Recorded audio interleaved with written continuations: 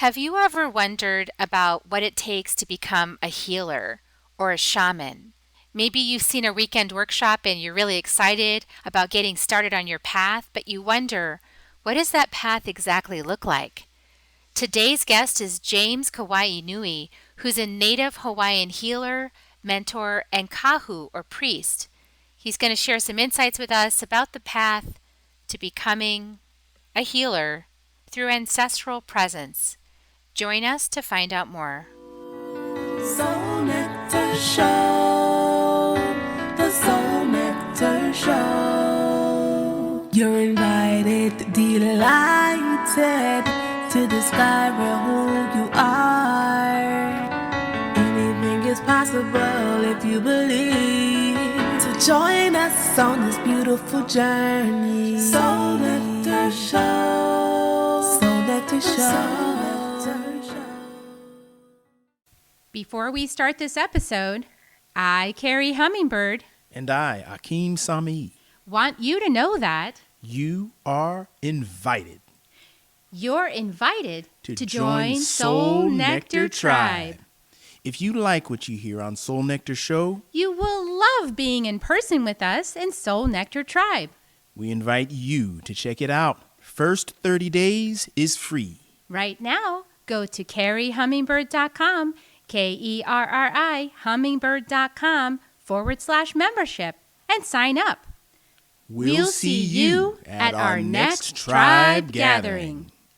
And now, on to the show. Hello and welcome everyone to another episode of Soul Nectar Show. That show where we talk about all things essence, where we gather around the campfire and we share our stories of connection to that which is greater than us, to the big mystery, beyond the veil, to those synchronistic moments that lead us inexorably closer to the truth of who we are deep inside, underneath all these layers of masks and projections and conditioning and all the things that we inherited. And some of those things we inherited are really important. And I'm your host, Carrie Hummingbird. I know that you know I love these conversations week after week on this show. They're just very, very powerful for me to bring to you and to have myself. Mostly I do it for myself first and very selfishly then put it out for you to consume. And I hope that it benefits you.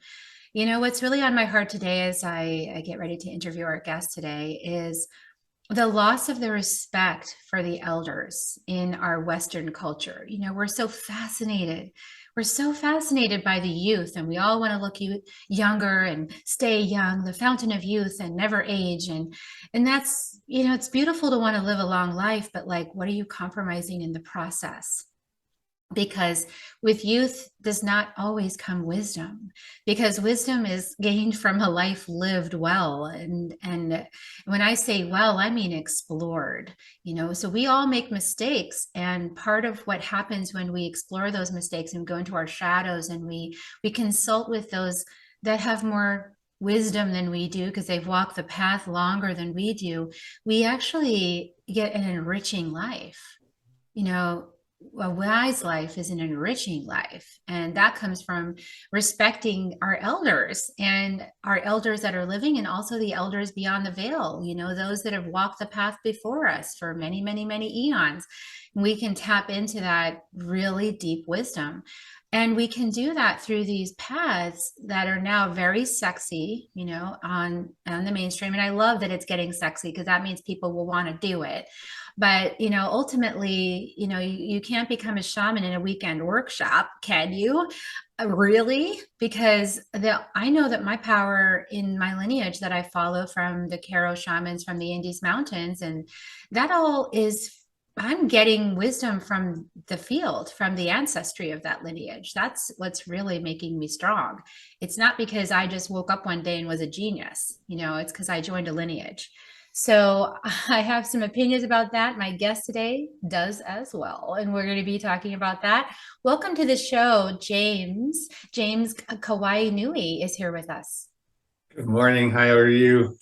Oh, I'm so glad you're here to contribute a perspective, because you're also a Western person and you're a Native Hawaiian healer and a mentor and a Kahu, which means priest.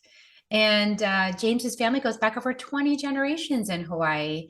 And he uses that connection that he has with his ancestors to guide people from all walks of life to find their purpose and passion and help them understand and overcome the mental, emotional, spiritual obstacles and stories that keep them from living a fulfilled life, and especially in our Western culture. And so I know, James, that you agree with me that this is what the medicine that the Western culture needs more than anything. But we also need to put it in some context. So I know that you recently had a beautiful journey yourself of connection. So I don't know where you want to start this conversation. I know it's just like I see you like on the edge of your seat. Like I got some. And you're right. There's lots of different places for us to start this conversation, and maybe it starts with that place of the journey. Because for all of us, it's what we are on. We're on the journey. We're on this journey of self-discovery. We're on this journey of self-realization. We're on this journey of finding that innate inner wisdom that's inside of us. And we all come about inside of that in our own ways. The Buddha said that there's many rivers to the ocean, right? And so it's the river that we choose to travel on, I guess you could say. And for me, that journey just recently was going back to Hawaii to reconnect. It was a soul reconnection more than anything. I did have the opportunity to sit with people. It wasn't what about the trip was for. It was sometimes when you go places, there is nothing to do except experience the place that you're in.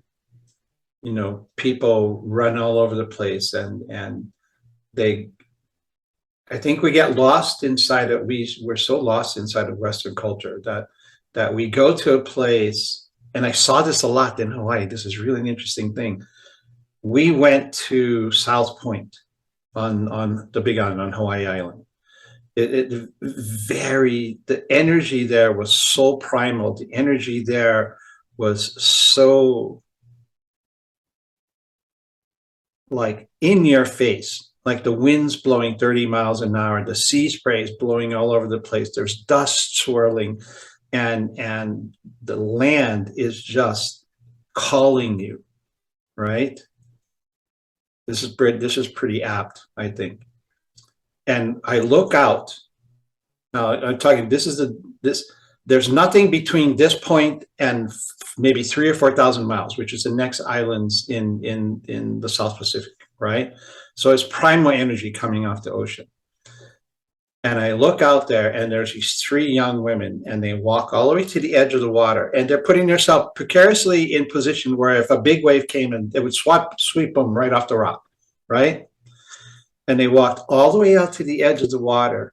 And then she took off her clothes while her friend was holding her camera. And then she went like this and went like this and took her pictures. And they all took pictures that way, and then they left. And it's what I see. It's what I see often, because I live right outside Sedona. And I've had the opportunity of living in sacred places a lot in my life, right? I lived in Mount Shasta. Obviously, I grew up in Hawaii. I lived for a few years in New Zealand. And so I got to feel that. But people show up to show everybody that they went there, but they missed the real meaning. I watch people do this at the Grand Canyon all the time. They walk up to the Grand Canyon, they look at it, they take their picture because the Grand Canyon is so amazing, and then they literally turn around and walk away. It's the Chevy Chase movie. It's like, oh, yep, okay, yep. Check, did that one, okay. Been there, done that, got the shirt, right? Yeah. And yet there's this deep energy that's sitting underneath all of that, and there wasn't an awareness of it. There wasn't an awareness of it. And so when we talk about that journey, and we talk about, one of the questions you asked me when right before we went on is, how do we bring that ancient wisdom into our modern lives? And in a lot of ways, that's been the core of my teaching, the core of the work that I do with people. And if we wanted to talk about anything, I think the thing that we would talk about is we've forgotten how to listen. Mm-hmm. And we're so busy getting our voices out there, right? I mean, guilty as charged. I'm a sage, so I'm busy getting my voice out there. But we all want to be heard. But how many of us want to listen? It's that listening that if somebody was to ask me, what would be the one thing that you would give me to work on? And I would say, practice and strengthen your listening skills. Because listening is not always about the ears.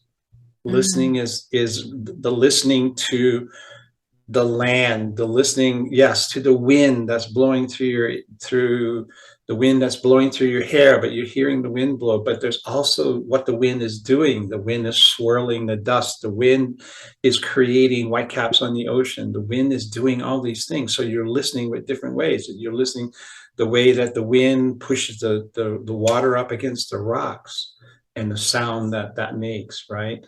And the calling that sits underneath all of that. So it's this way of listening. And you're right. I love Michael Franti. And I've been listening to him for a long time.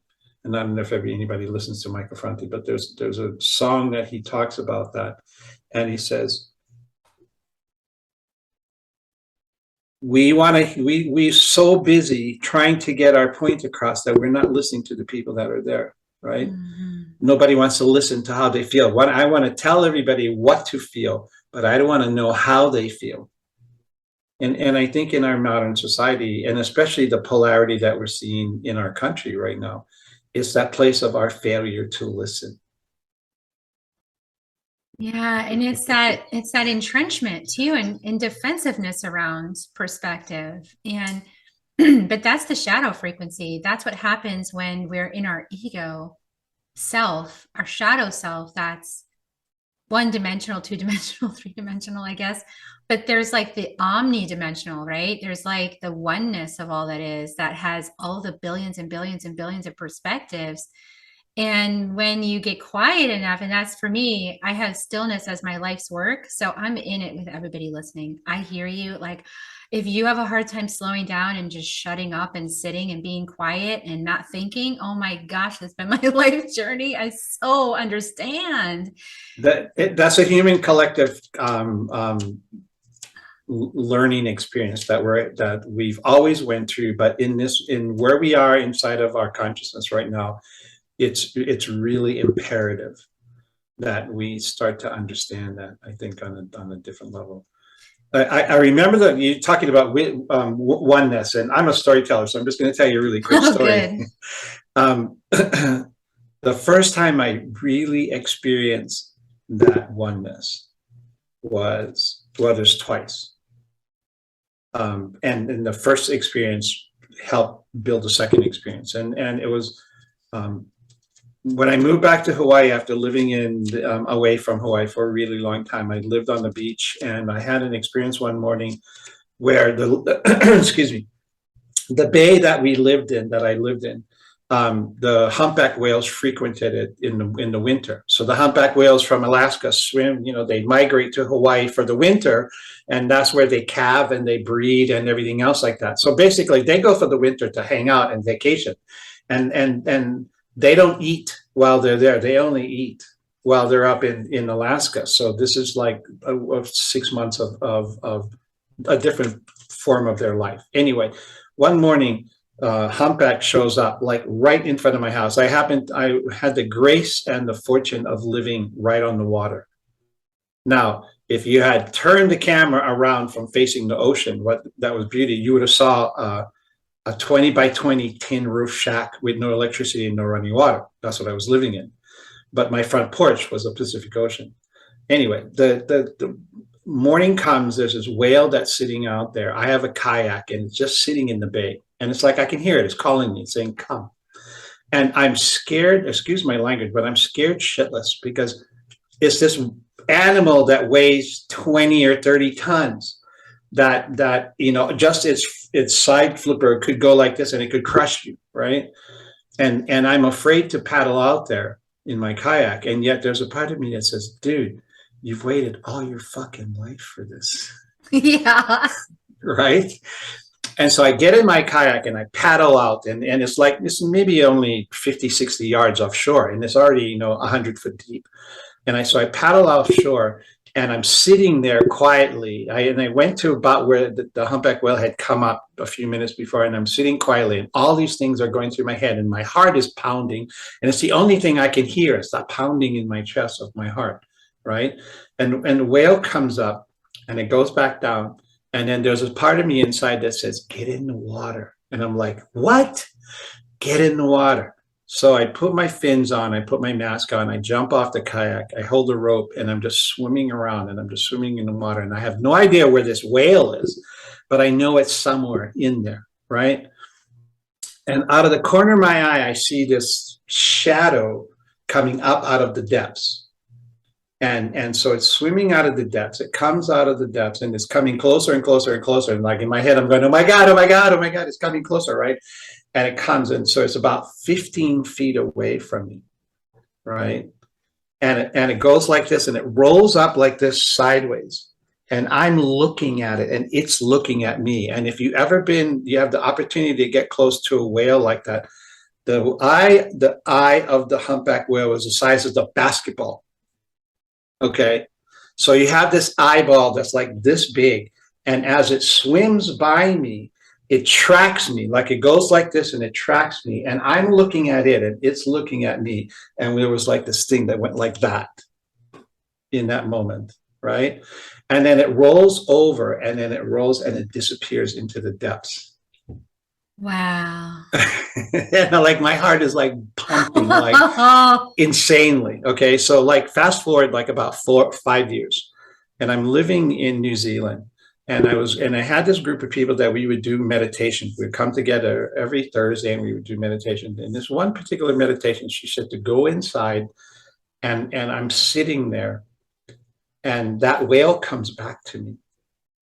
And as the eye comes up and I look into the eye, all of a sudden I go past the eye and I look all the way into it, and then it shows me the web. And I see the web, and I see how everything's connected. And I go, oh my God, there it is. Yeah, there it is. The web of life. It was such a profound experience, but it was that encounter with that whale that helped me get to that place, because when I gave myself permission to go through and to look deeper, that showed up. That's really amazing. It's like, whales and dolphins and humans are the only species that the female of the species has purpose beyond mothering. It's the only species, those three, that become grandmothers. And and that's because of the level of consciousness available to the whales, the dolphins, and the humans. Available, maybe not always used, but available. And so that leads me to really feel some camaraderie, so to speak, with the whales and the dolphins. And I'm a creature that's learned to like silence. Like I have learned to really appreciate deep silence. I like to go floating in the float pod, sensory deprivation tanks, just so that I have the most silence as possible. And I can still hear the people in the next room, right? It's so irritating. And I want to just be in complete silence in there and float and go off into the zone. And out there in the zone, I've touched the heartbeat of Mother Earth. I've heard my heartbeat connecting with the heartbeat of Mother Earth and connecting with the heartbeat of the universe. That's how far I traveled out. And I went, wow, this whole thing is connected in one heartbeat. That's amazing. And so I really appreciate when the rules in Hawaii around being around the whales is that we need to not be in motorized boats, because the motors cause a lot of sound vibration in the water, and the whales actually operate by echolocation, right? So they operate by sound. They listen, and they operate by the listening. And so if there's a whole lot of noise going on, it's really hard for them to feel safe in the water, and the water conducts noise and vibration. So we're such a loud species. Like, we just can't help but be loud. Even when I used to paddle out into the middle of Kealakekua Bay and the dolphins would come in, people would chase the pods from place to place. And that's, it's a very thing that they tell you not to, because there's so one thing they encountered that they forget. And we're so like that as human beings, because we want the encounter. So we will chase everything. And I would paddle out there and I would just sit, and I wouldn't move. I would just sit. And I would wait for them to come to me, because if they want to talk to you, they're going to come to you. If they don't want to be bothered, they're not going to be bothered. You know, and hey, you were talking about dolphins and motherhood, and another crazy story, not crazy story, but amazing story, is I took a woman who was 8 months pregnant once out to swim with the dolphins. Her baby's name was going to be Naya, which is dolphin, dolphin in Porpoise, or dolphin in Hawaii, right? And so we paddled out to the bay, we sat, and I'm watching all this happen, and I said, we're just going to sit here. And so they came towards us. And I said, get in the water. And we got in the water, and I helped her out of the kayak, and she got in the water, and we're snorkeling, we're holding onto the kayak, and we're right next. And a dolphin and her baby come up, and they start swimming around her. And as I'm sitting there and I'm watching, and nobody else, they didn't pay attention to anybody else. They kept coming back to her. And as I was sitting there and I was looking and I was listening and saying, okay. And the realization and the message that I got in that moment is that because of their echolocation, they were hearing 2 heartbeats in the one body. And because of that, they were like, wow, a baby. It was instant recognition of what that was for them. And so they came. She came, and you know, there was a full-size dolphin and a little baby one, and they floated around us for about 20 minutes. And then they left. You know, and what was coming to me is the intention she already had to name the baby after the dolphin. And the dolphin is smart. It's picking up on that. It's like, oh, you're calling the dolphin energy, and let me give you lots of good dolphin energy for that baby, because maybe this baby will rise up to be a human that gets the dolphin world, you know, and, you know, can be a service on the planet for the rest of us. But you're talking about noise, right? And so there's this noise of us talking. There's this noise of this anticipation. There's this noise of this fear and this anxiety and all of those things. And we don't think of that as noise. We don't think of that as sound, right? But animals pick up on all of those vibrations. To them, it's language, right? And so there's this place of absolute peace that she was in, that they heard, felt, understood. And I think that was the reason, part of the reason why they came to acknowledge that.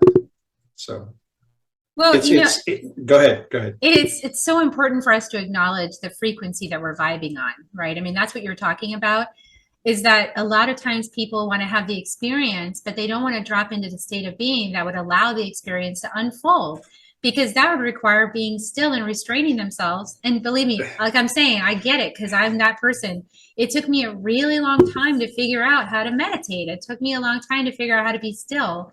And I even had parents that supported me in understanding that. Like, we used to go on the weekends, and we go on the sailboat. My dad loved to sail. And so we had this little 24-foot sailboat, and we go out every single weekend on the sailboat. And I was, you know, when I was a kid, I thought it was really fun. And then I was starting to become a teenager, a tween and a teenager. I was like, oh my God, this is torture. Like, I have to go sit on this boat and be quiet and read a book for like the entire weekend. And all my friends are having a party and I can't be there. And you know what? It's the thing I value the most in retrospect as an adult. I'm so grateful that they gave me the chance to be bored, you know, to basically be bored. And it's almost, you have to be draconian parent to get your kids to be bored these days, because there's so many distractions available that, you know, you're like the mean parent if you take it all away, and everybody's got access to everything. So how do we slow down? Well, that's the reason why people don't slow down, is because we've created so many distractions. And the reality is that, this is my opinion, is that because of all of those distractions, we are actually afraid of the quiet. Mm-hmm. We are afraid of the quiet. We are afraid when there is nothing happening. Because in that space where the quiet shows up is also where the shadow shows up. The loneliness.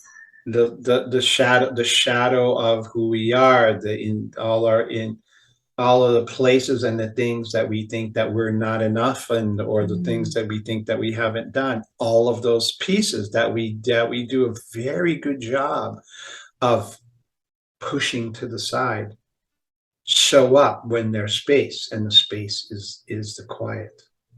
And the listening shows up in the quiet too. And in the listening, you might hear some messages, from your ancestors in the listening as well. And they might be saying, hey, we've been watching you and we want to offer you a little constructive feedback, maybe this decision might be better for you than that decision. I actually got that message a long time ago. I mean, like the direct message of that. And it was through one of the teachers that I had when I lived in New Zealand. And he was the teacher of my mentor, but he had already passed. And he worked with me through a medium who was part of the group of the healing group that we were in. And he said, I want to work with you, even though I'm not here in the physical. And so she and I sat together for the time that I had to be able to be with her. And I would go to her house and I would sit and he would talk to me through her. And one of the things that he said to me, and this is really profound, he said, we're always paying attention to what you're doing. We always know what's going on. And he would prove that because he would tell me about things I was thinking. Yeah, they know everything, even what you're thinking. That's the thing that people don't realize. And that scared the shit out of me when he did that day, because he was telling me about a session that I had with a woman. And he said, you did this session with this woman and you got to this point and you heard to do this thing, but you did the other thing. I want to know why you did the other thing. And that was at that point, I was like, oh my God, they're there. They're there. Always watching. And you talk about connecting to your ancestors, and you're talking about connecting to your team. I call them the team. When you start talking about connecting to your guides and your angels and whoever it is that's part of your team, we spend a lot of time wanting to create the connection with them, but not a lot of time sitting quietly listening for the answers. We spend very little time. And so when we pray and when we put intentions out and we don't get what we're looking for and we get upset and frustrated and we walk away and we say, well, shit, this shit doesn't work. I'm going to go find something else that works. I didn't get what I wanted, so it didn't work. I didn't get what I wanted when it didn't work. So the thing about it is the answer, we're so linear as humans. We think that when I ask the question, the answer is going to come right then. And that's not how it works. And I'll make a caveat to that. A lot of times the answer does come right away. But the thing is, because you're not listening, we're not listening, you don't hear the answer. And this is the other thing that I found out about that. It's not always the answer that you want. Exactly, because there's a bigger picture. And that's where we have to step out of this self-obsession, So I've been studying the Gene Keys shadows, which is all based on the I Ching from the Himalayas. And it's fascinating because we need these shadows to get started. When we start our spiritual journey, these recognition of these shadows is very important, actually. And self-obsession is super important on the beginning of the journey, because you got to be obsessed enough to actually do something. I actually wanted to do about, yeah. Yeah. You're right. But then you got to slow down and get still and restrain yourself so that you can actually transmute the energies, or the energies can be transmuted through your presence. And the whole thing, gigs up. I mean, it's all about being present. Every path leads to presence. And so every path leads to presence. And our minds are designed and created to keep us the farthest away from presence as possible. Which is why there's so many dang distractions on the planet. And so Mother Earth is having to do like some major acrobatics right now just to give us messages like, hey, here's another 2x4. Let's make a stronger lesson. You didn't get that time. Okay, I'm going to give you some disease in your body, then you'll have to slow down. Or I'm going to, I'm going to create some chaos in your finances, and then you'll have to slow down. So, we're asking for what we need. If we slow down and we listen sooner, we don't get so many strong lessons. And that's what I've learned, is to slow down sooner and listen to my ancestors, and call in the support, call in the 4 directions, ask for Mother Earth to help me, ask for Father Sky, and sit in meditation and put myself in that float pod and say, okay, Carrie, be still now, 2.5 hours. Shh. Stop thinking if you can. There's a reason for the vision quest. There is a reason for the vision quest. There's a reason that we went out into nature in that way, to sit quietly and to listen. 1 is to teach us how to do that, but 2 is to be able to listen, because not everything's going to come in. Let's just put it this way. Not everything's going to come in on the same radio frequency. So if we go out there listening to the same station over and over and over again, we might be missing the message, because the message may be coming in on another station. But because we're not giving ourselves time to tune in to the other stations, and I don't think I've ever explained it this way before, you're not giving yourself time to tune into the other stations, you're not giving yourself the opportunity to really get what's going on. Oh, right? See, that was for me, actually. That's why they had you do that, because I've gotten very accustomed to the quick check. Like, okay, here's my pendulum. I'm going to check my body wisdom on like this decision. Yes, no. And actually, I'm guilty of that as well. They're saying, Carrie, you need to actually go be still. So I'm actually going to be going still. I know we talked about this a couple months ago, because you got your Epic Quest invitation to go back to your ancestral lands, and then I got this invitation. Okay, Carrie, there's something for you to go to Cherokee, in Oklahoma, and go sit there and be there. It's a place that, from my understanding of my former life, I never actually made it to Cherokee, Oklahoma. I died on the trail. And so for me, something about being there in this body in this time is going to give me something, and maybe even an access to my ancestry, since I have my genealogy from my mom and she never followed up on this piece. It's like, okay, let's go. I'm going to go do it. Maybe there's an opening now. Maybe I'll find out I've got some amazing family that I can connect with, and that would be joyful. And so I'm without any expectations, just kind of going, and maybe the land will just speak to me and say, hey, welcome home. This is where you were meant to come.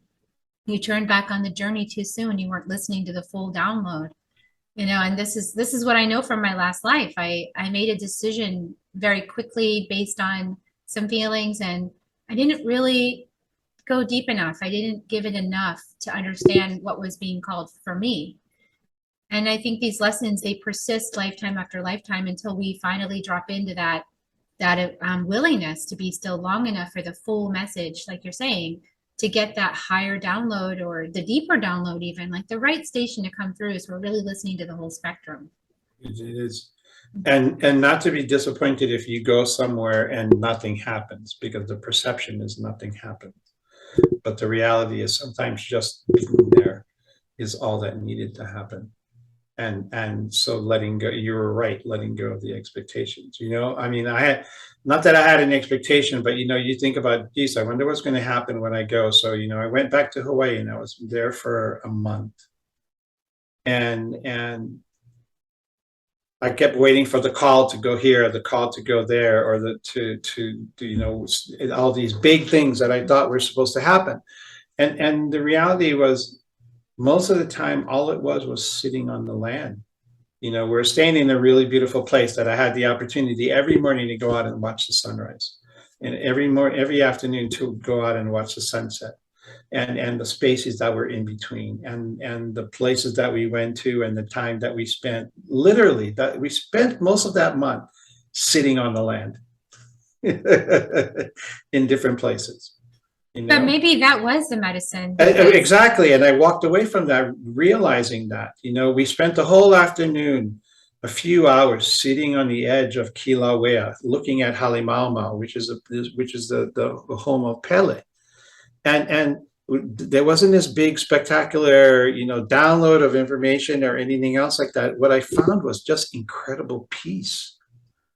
And that was all I was supposed to get that afternoon, was this feeling of incredible peace, and feeling the land underneath me and then the connection that I felt to it. And it was like that when we went to Mauna Kea, when we went to the mountain. It was like that when we went to the volcano. It was like that when we went to the ocean. Every time we went to the ocean, it was like that when we went to South Point and all the different places that we visited. It was that piece of touching the land and the nourishment that came from that. And where there's these amazing downloads of the things that you were supposed to do and everything else like that, not in the way that a human mind would think that there was. You know, that actually is put into place for me, this message I've been getting recently, which is that it's like receiving. The receiving in the stillness is giving me the experience that I'm overlooking when I'm waiting for something to happen. And that's right, the receiving of stillness. That's actually a beautiful way of saying that. The receiving of stillness. Because there's actually the and being able to and being able to land in it. And well, be able to land in it. Right? Yeah. And just go, there's nothing else here. There's actually a deepening and an expansion in that stillness experience that is almost like this sort of preciousness opens up like an embrace, or like the world becomes more tangible, saturated somehow. Tangible. You feel everything in a way that you may not have been able to experience before, you know. And it's our perception, because it is, you know. When I talk about this, I talk about the emotion sometimes that we attach to things, you know, and then the one that I became aware of when I started looking at this was how much emotion I put to rain. Just the thought about rain, right? There's a reason why the Hawaiians had, I don't know how many different descriptions of rain that we have, but it doesn't matter. But it would be either, it's raining, or, yep, it's raining again, or, oh my God, it's raining, right? Yeah. So all of these emotions that I've attached to this act of rain, when really rain is all it is rain. It's the right. And so can I just sit inside of that and appreciate rain for what it is without my emotional attachments to it, or without having to put a spin on it, you know? Yeah, nothing.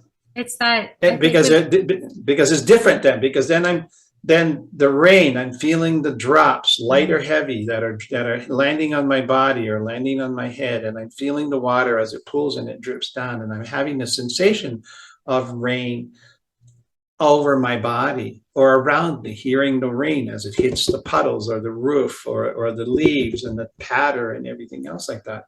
And so it becomes the experience of it, not my emotional attachment to it.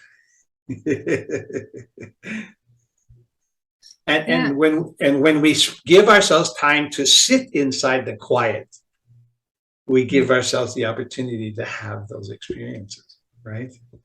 Yeah, I was sitting actually in the rain. It's funny you were saying that, because it rained. It was about a month ago, and I was sitting I said, I'm gonna go sit on the front porch and just notice the rain and just do that. And I did that for several hours. I just sat there noticing the rain and making that okay. You know, my brain is like, wants to be productive so much. And I do have a very natural predilection towards productivity. So I want to say, like, there's cultural programming and there's just your human design. So how do we find naturalness? That's a different story for every single human being, is how to get into what's actually truly you and to be with that. And that takes a lot of self-inquiry and awareness and stillness and time and presence. And courage and faith. Yeah, because you're going to deviate from the pack. It takes courage to give yourself permission to do that. And one of the bigger pieces, I think, inside of that is doing it without any expectations. Because you go into any kind of an endeavor like that with an expectation, I'm going to say it this way, then a lot of times you're setting yourself up for disappointment. Because our minds can create, at the drop of a hat, a myriad of outcomes. And so we can imagine the expectations that we want to have, and they very rarely line up with the reality. Mm-hmm. And I want to say that expectations are different than intentions. And we're not even going to get into that conversation today about the difference, but it's that going someplace for the sake of going there and nothing else. It's like beginning the journey, to this path. I think that many people are being called into stillness and through different pathways. And for me, being in nature, being the shamanic path is one of real deep vulnerability and acknowledgement of our humanity and our part of something larger than us. That I was going to say our smallness, our smallness inside of it, exactly. And then the idea or the pathway of becoming a healer in that, right? The shamanic healer.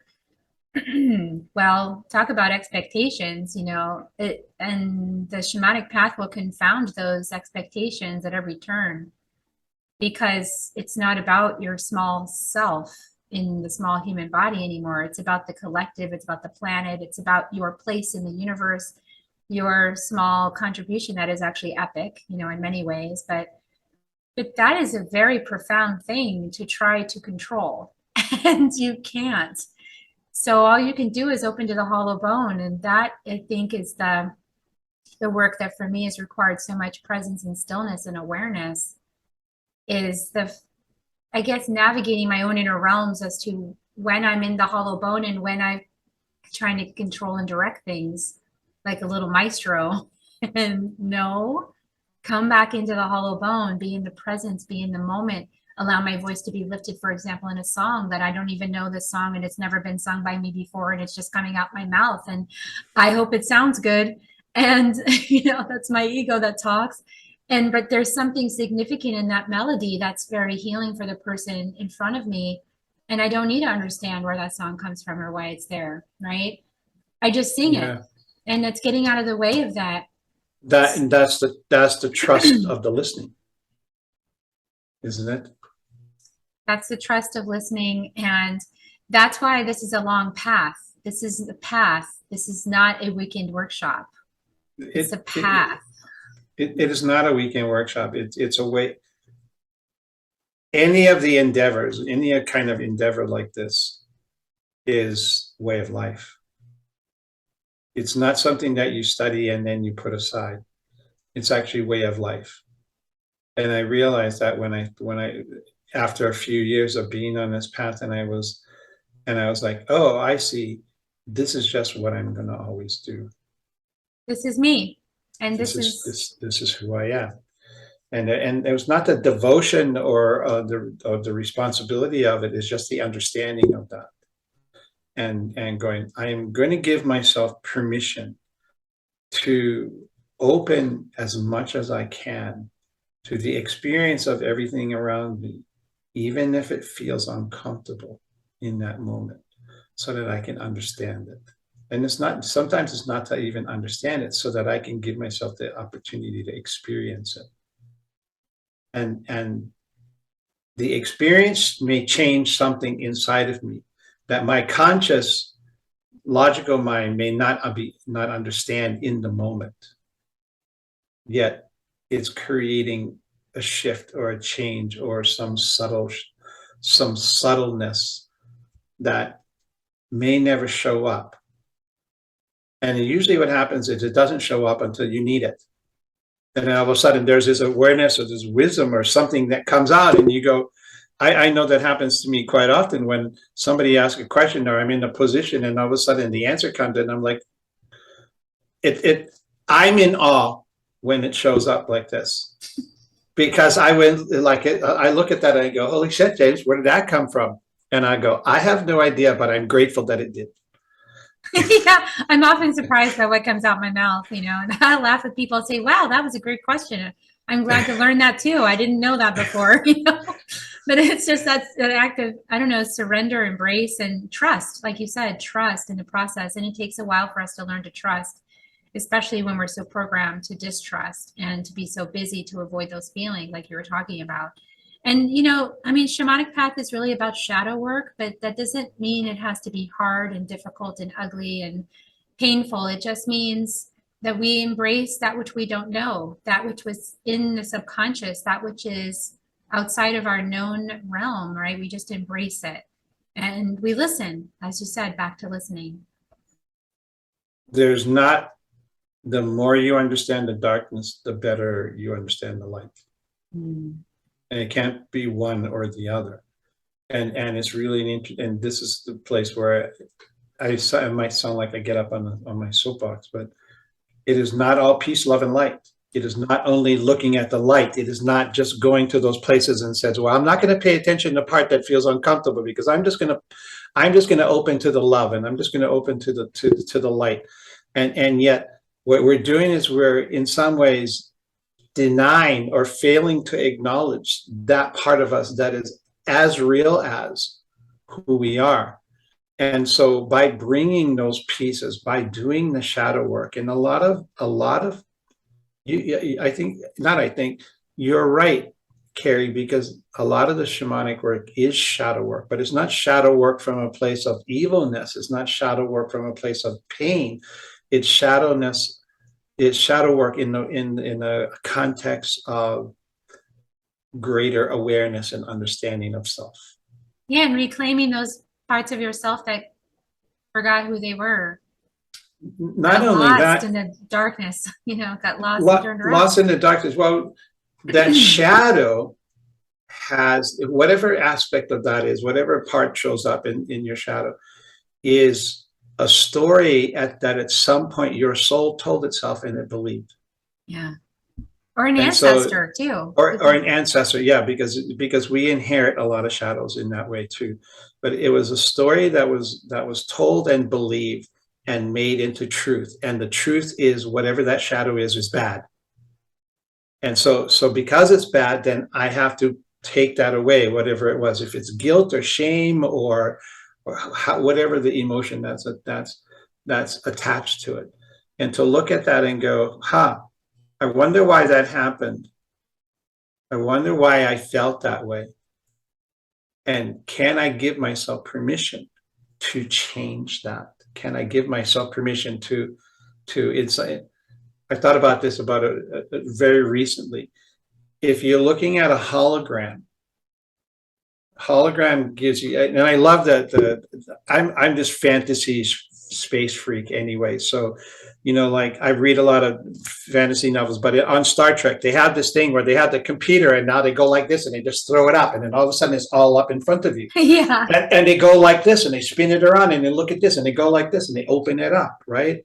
And that's really what we're doing. We're giving ourselves the opportunity to look at that from that standpoint of the hologram, because now I can turn it and I can get a different perspective. So the perspective of the shadow that I've held and been for a really long time, if I turn it even slightly, it gives me a different way to look at it, which means goes, oh, well, wait a minute, was that a shadow or is that something that I didn't want to step into because it was a power that I was afraid of? I mean, it could be that as well. And the healing can happen instantly. I'll just briefly, just a little nugget I'll share yesterday with a client. She came in because there was this voice and this energy that was like haunting her and saying really terrible things to her. And it was a masculine energy, like you bitch and all this kind of stuff. And she felt tormented and choked and all this stuff for days. And I said, okay, well, let's take a look at it. And, and so years ago when I started this path, I would have said, let's get rid of that entity. I would have been like, let's get rid of that thing and send it off someplace else. And this time I slowed down and I said, okay, let's just give a healing to you first to clear the affinity you have for it. So let's do some healing and then let's see where it comes from. And as it turned out, it was a past life she shared with someone who also in this particular body was an ancestor. So like, you know, we have all these overlaps. And so when he was stuck, this particular energy that was in her body, being an ancestor, was stuck in the other lifetime where he was a brother, and he was really mad at her because he thought she got everything. He was, you know, just pissed off. And I said, well, why don't you ask him if the story changes at all when he realizes that you're his great, great, great, great, great, great, great granddaughter? Oh my God, the shame. I can't believe I've been treating you this way. I'm so sorry. And she said, he's in such shame. And I said, can you have compassion for him now? And let's just reconcile that part of you and bring it home. And so, you know, would he like a little healing? Yes, he would. Okay, was a little healing, a little like shake the little shaman stick, bring him up to the upper world to deal with his family. And then now integrate that part back into your vessel because he was part of your vessel. And then the last piece was, would he like to be a guardian angel for you? And he said, yes. Yes. And so we just, you know, we did the bit about the luminous warrior. We converted the enemy into the greatest ally. That's the shadow work that I want to bring to the world, is seeing, you know, the woundedness behind, and to bring light to it, and love and compassion. And, you know, and it was just all based on some experience from so long ago. Some experience or some idea that we had of something. Yeah. It's funny you said that, because you reminded me of something that happened to my grandson when he was about 12, 13, and he was having nightmares. And I asked him, and my daughter asked me to talk to him, and I said, okay, I will. And so I talked to him and I said, what's going on? And he said, well, when I try to go to sleep at night, I see these figures that come towards me. And I said, describe the figures to me. And he said, well, I can't really see them because they're dark and they're cloaked and I can't see their faces. And I said, okay.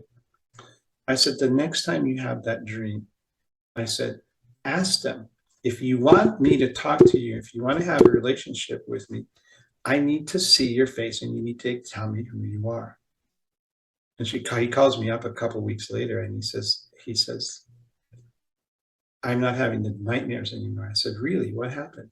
He said, I did what you did when I went into the dream, and I saw them, and I told them what I told them. And so they took their hoods off so that I could see their faces. Turned out to be my daughter's grandparents. So it was his great grandparents that were showing up to talk to him. And they wanted to let him know that they were with him and they were going to be around him and that he didn't have to worry. So what was fear, because it was something that he didn't see, was actually people that were coming to be with him, that wanted to be with him. But because he didn't have the communication and the understanding and the conversation with them, they continued to be what his mind saw as shadow and as bad. He also had a friend of his father's who had died in a car accident, came back to tell everybody that he was sorry that had happened, and he felt guilty because he was no longer there for the people that he loved. And that was another one that you know, but would not have had that. He would not have had that experience had he not, again, just like the hologram, looked for a different perspective, and he got the different perspective, and it changed everything about. It changes everything. Yeah, but that requires a certain level of discernment on the part of the guide, you know, that's helping the person. Which is why the path is a path and it's not a weekend.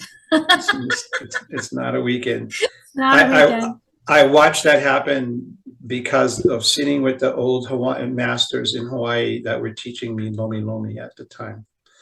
And people would come and they would do a weekend class, or they would do a class for a couple weekends or 2 or 3 days or whatever it was. And I watched this happen all the time. They would go home and all of a sudden they were Lomi Lomi practitioners, and they put it on their website and all over their correspondence and everything else like that. And all of a sudden they were doing Lomi Lomi. And my judgment came up inside of that, because I go, you learn the fundamentals.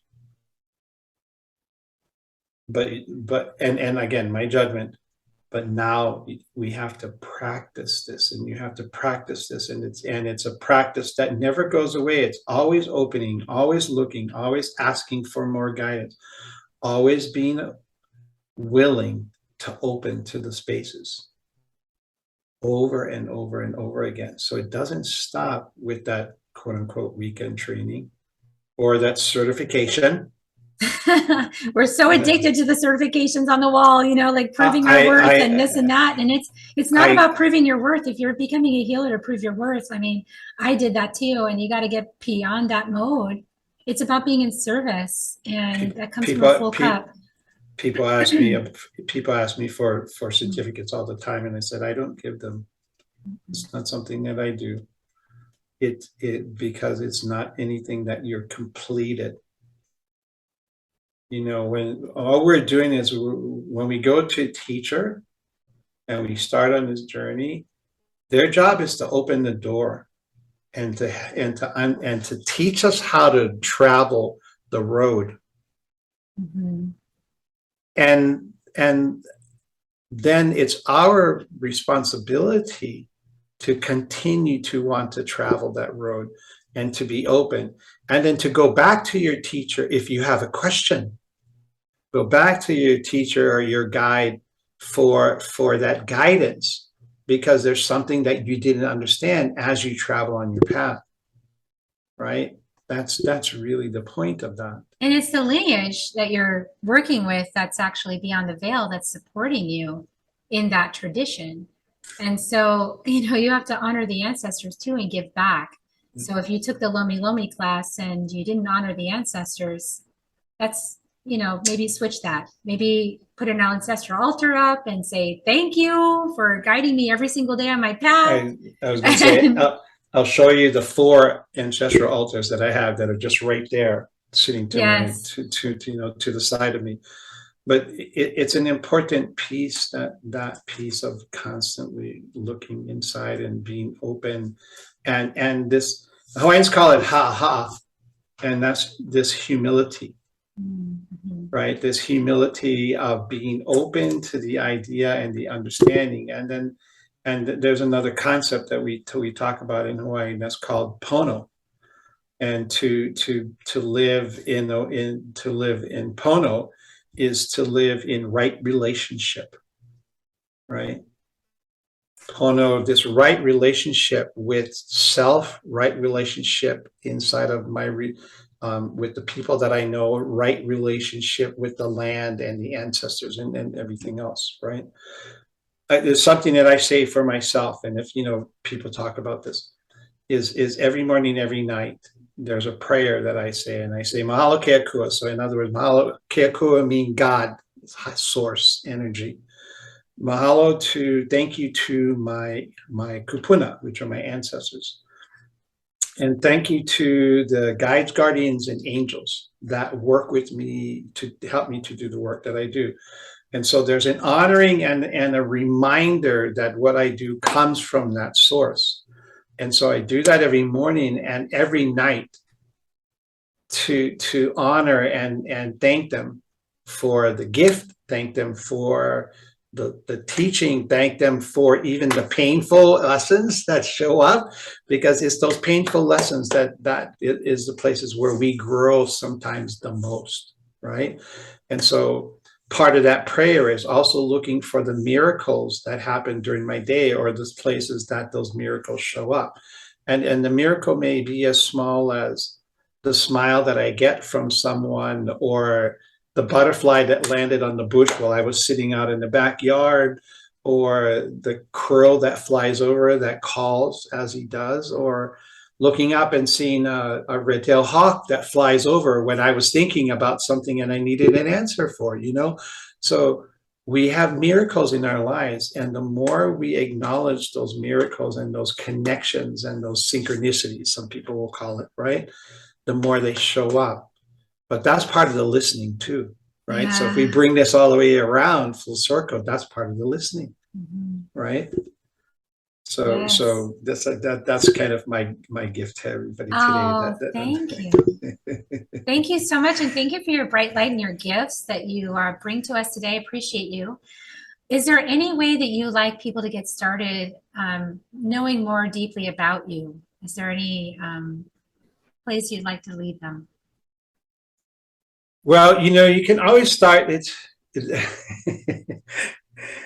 the part about being the teacher. This is the part about being, one of the things I find with some of my old teachers is that it's impossible to find them because they never wanted to leave their card or whatever you could say. So I have a website. Yeah, we're being called to have websites. Yeah.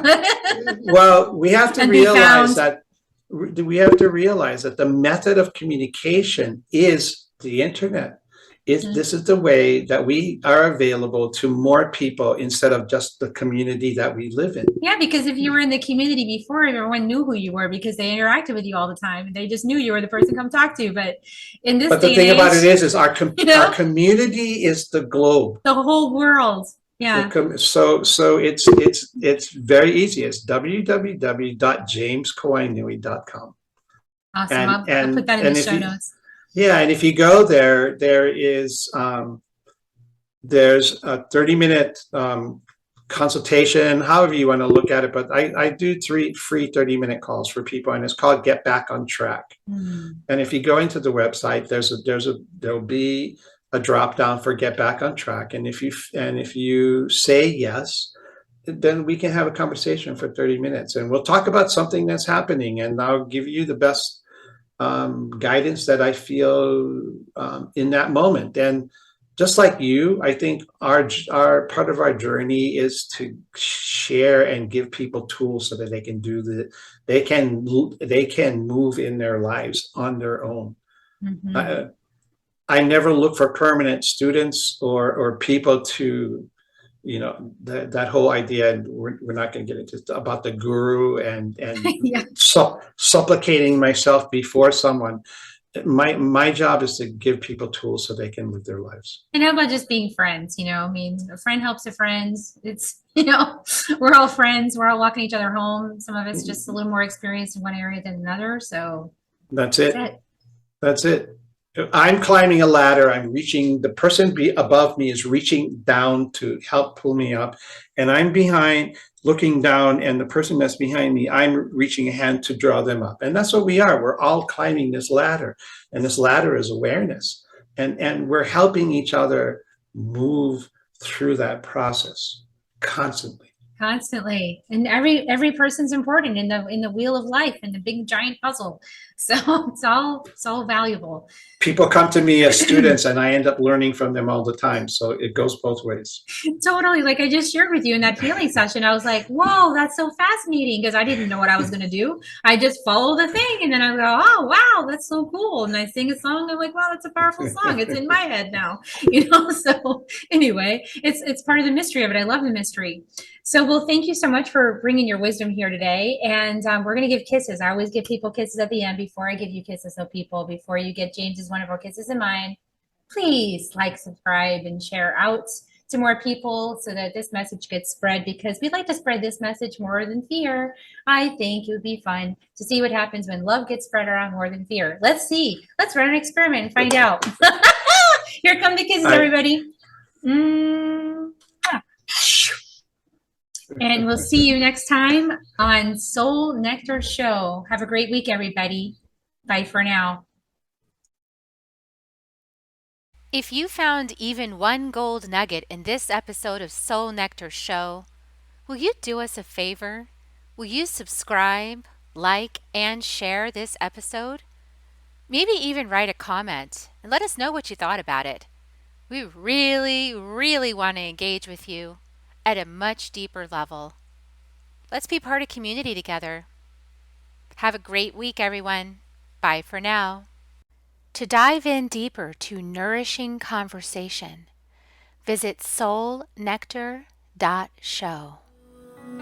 Soul Nectar Show. Awaken, Nectar Show. Take a sip from the drip of the nectar, from the source of who you are.